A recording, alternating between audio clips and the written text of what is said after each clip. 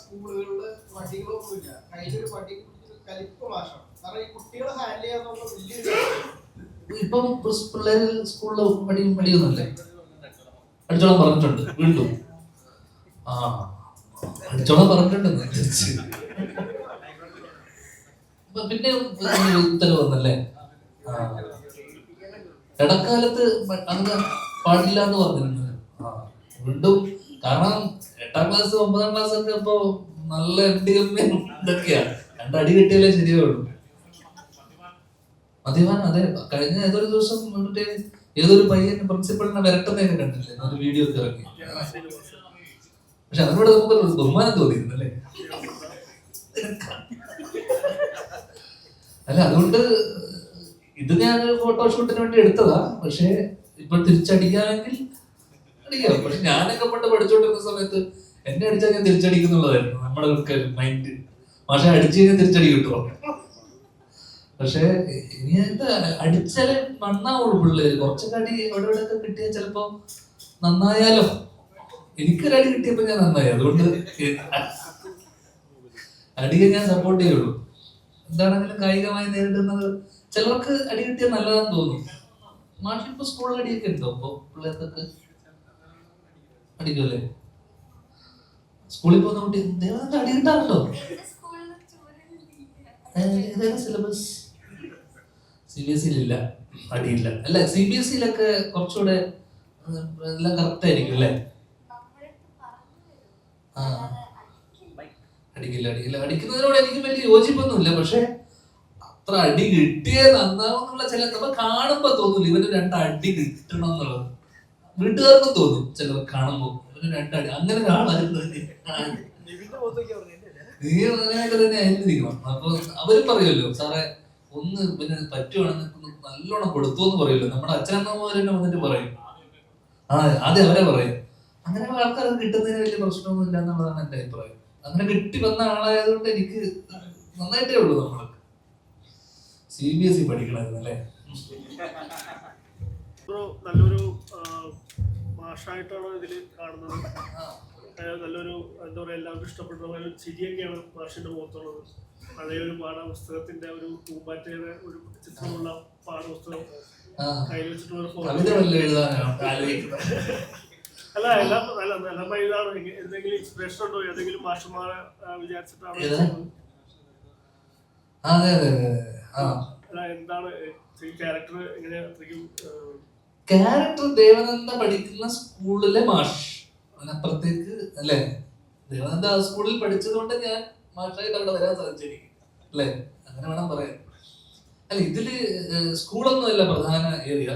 ഇത് ഇവരുടെ ഫാമിലിക്കകത്ത് നടക്കുന്ന കുറെ സംഭവങ്ങളും അതിനിടയിൽ വരുന്ന ഒരു ഏരിയയിലാണ് ഞാൻ വരുന്നത്. പ്രധാനമായിട്ടും ഈ കഥ നടക്കുന്നത് ഇവരുടെ കുടുംബത്തിനകത്ത് നടക്കുന്ന ഒരു സംഭവം. അതിനിടയിലാണ് മാഷിന്റെ ഒരു ഏരിയ വരുന്നത്. അതിലാണ് മാഷ് സ്കൂൾ മെയിൻ ഏരിയ അല്ല അല്ലേ. അതിൽ ചില ഇടപെടലുകൾ നമ്മൾ എവിടെയും പോയി ഇടപെടുമല്ലോ. അതെ. അങ്ങനെ ഇടപെടലുകൾ നടത്തുന്നുണ്ട്. പ്രത്യേകിച്ച് കാര്യമൊന്നുമില്ല. പക്ഷെ മാഷിന്റെ സഹായത്തോടുകൂടി ഇതിന് നടക്കുന്നുണ്ടല്ലേ. ചെറുതായിട്ട് മാറ്റങ്ങൾ ചോദിക്കുന്നുണ്ട്, ചില മാറ്റങ്ങൾ സംഭവിക്കുന്നുണ്ട്. ഒഴിച്ചു കഴിഞ്ഞാൽ മാഷിന് അങ്ങനെ ഇൻഫ്ലുവൻസ് ചെയ്യേണ്ടി വന്നിട്ടില്ല അല്ലെ. കാരണം ഈ ക്യാരക്ടർ ഉറച്ച തീരുമാനമുള്ള ഒരാളായിരുന്നു. അങ്ങനെ അവസാനം പുള്ളിക്കാരിയുടെ ആഗ്രഹം അല്ലെ സാധിക്കുകയാണ്. അയ്യോ, ഞാൻ കഥകളൊക്കെ പറയുന്നുണ്ടോ? അത്രേ ഉള്ളൂ. ഒരു അധ്യാപകൻ എങ്ങനെയായിരിക്കണം എന്നുള്ള ഒരു അഡ്വൈസ് ഉണ്ടോ? ഒരു അധ്യാപകൻ എങ്ങനെയായിരിക്കണം എന്ന് ഞാൻ അഡ്വൈസ് ചെയ്യാറ്. ഇതിനൊക്കെ എന്താ പറയാ. ഞാൻ ഈ അടുത്ത കാലത്തൊക്കെ ചില കോളേജിലൊക്കെ പോകുമ്പോ, എഞ്ചിനീയറിംഗ് കോളേജ്, IIT-യിലൊക്കെ ഞാൻ പോയ സമയത്തൊക്കെ, മദ്രാസിലൊക്കെ പോയ സമയത്തൊക്കെ അവരെയൊക്കെ ഞാൻ ഉപദേശിക്കേണ്ട അവസ്ഥ ആലോചിച്ചു. അവരത് കേൾക്കേണ്ട അവസ്ഥ ആലോചിച്ചു.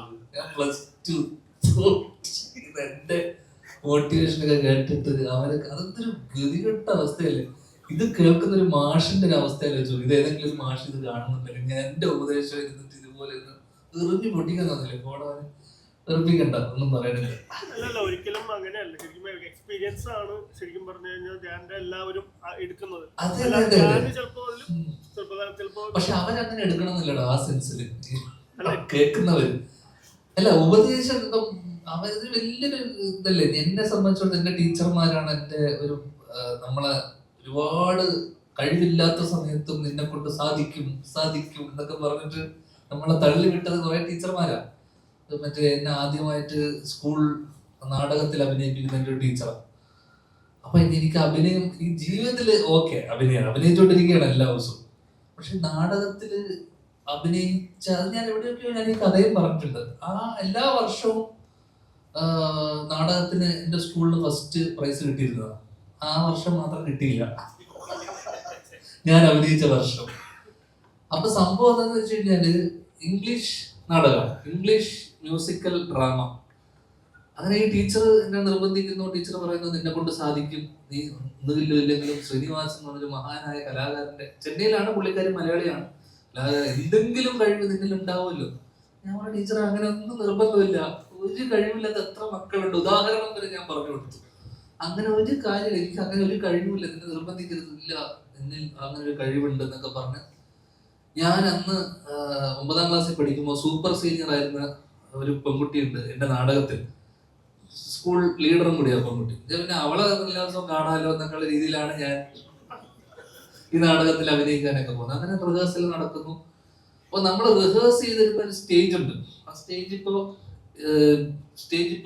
വലിയ സ്റ്റേജിലായിരുന്നു ഞങ്ങൾ റിഹേഴ്സ് ചെയ്തത്. വലിയ സ്റ്റേജ് ഞങ്ങളുടെ സ്കൂളിന്റെ സ്റ്റേജിലാണ് റിഹേഴ്സ് ചെയ്തത്. അപ്പോ ഞാൻ അതില് 90 വയസ്സായിട്ടുള്ള അപ്പൂപ്പനായിട്ട് ഞാൻ അഭിനയിക്കുന്നത് എന്റെ കഥാപാത്രം.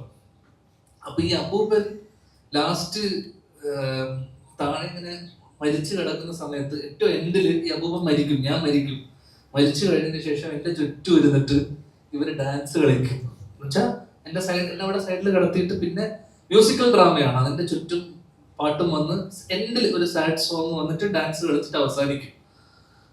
അപ്പൊ ഈ മറ്റേ ഞങ്ങൾ റിഹേഴ്സ് ചെയ്ത സ്റ്റേജില് വലിയ സ്റ്റേജ് ആയതുകൊണ്ട് എനിക്ക് അവിടെ സൈഡിൽ കിടക്കാൻ സ്ഥലം ഉണ്ടായിരുന്നു. ഞങ്ങൾ മത്സരത്തിന് പോയപ്പോ കുഞ്ഞു സ്റ്റേജാണ്, വേറെ സ്കൂളിലെ സ്റ്റേജിൽ പോയപ്പോ ഈ സ്റ്റേജ് ചെറുതായപ്പോ ഞാൻ ഇവിടെ കിടക്കുന്ന സ്ഥലത്ത് കുറെ ഡാൻസേഴ്സ് ഉണ്ടല്ലോ, കിടക്കുന്ന സ്ഥലത്ത് വന്നപ്പോ ഞാൻ ഈ കിടക്കുന്ന സ്ഥലത്ത് ഈ ഡാൻസേഴ്സ് എന്നെ ഇങ്ങനെ തട്ടുന്നു ഇതാകുന്നു. ഞാൻ അവസാനം ഒരു രക്ഷയില്ല എനിക്ക്. കാരണം ഒരു പെണ്ണൊക്കെ വന്നിട്ട് നേരത്തൊക്കെ ചവിട്ടിയിട്ടൊക്കെ പോകുന്നു, കാരണം അവർക്ക് സ്ഥലമാണല്ലോ, ഞാനിവിടെ കിടക്കില്ലേ. കുറെ ചവിട്ട് കിട്ടിയപ്പോ ഞാൻ എഴുന്നേറ്റ് ഈ കൂട്ടത്തിൽ ഡാൻസ് കളിച്ചു. കാരണം എനിക്ക് ഒരു ഡാൻസ് റിഹേഴ്സ് ചെയ്ത് എനിക്ക് അറിയാം, വേറെ വഴിയില്ല. ഇതിന് ഞാൻ സൈഡിലൂടെ ഡാൻസ് കളിച്ചിട്ട് ഞാൻ ആ വഴി ഇറങ്ങിപ്പോയി. കാരണം ഇറങ്ങി പോണല്ലോ, എത്ര നേരം ഡാൻസ് കളിക്കും. അങ്ങനെ ഇറങ്ങിപ്പോയി. ടീച്ചർ എന്നെ നോക്കിയിട്ട് എന്നോട്, ഞാൻ പറഞ്ഞു ടീച്ചർ അവിടെ സ്ഥലമില്ല, എനിക്ക് ഒട്ടും കൊണ്ട് ഞാൻ അവിടെ നിൽക്കണോ, യു ഇഡിയറ്റ് എന്നെ ശ്രീനിവാസന്റെ മഹാനായ മോൻ എന്നൊക്കെ പറഞ്ഞ്. അപ്പൊ എനിക്ക് അന്ന് മനസ്സിലായ ഒരു കാര്യം എന്ന് വെച്ച് കഴിഞ്ഞാൽ സ്റ്റേജ് നമ്മൾ റിഹേഴ്സ് ചെയ്യുമ്പോൾ ഭയങ്കര പ്രശ്നമുള്ള കാര്യമാണ്. നമ്മുടെ സ്കൂളിലൊക്കെ നമ്മൾ റിഹേഴ്സ് ചെയ്യുമ്പോൾ വലിയ സ്റ്റേജിൽ നമ്മൾ ചെയ്യും, പോകുന്ന സ്ഥലത്ത് സ്ഥലം ഉണ്ടാവില്ല. അപ്പൊ ഇതുപോലത്തെ ടീച്ചർമാര് കേട്ടിട്ട് നമ്മൾ ഇങ്ങനത്തെ പരിപാടിക്കൊന്നും പോകരുത്, ഓർമ്മ പുതുക്കിയെന്നേ ഉള്ളൂ.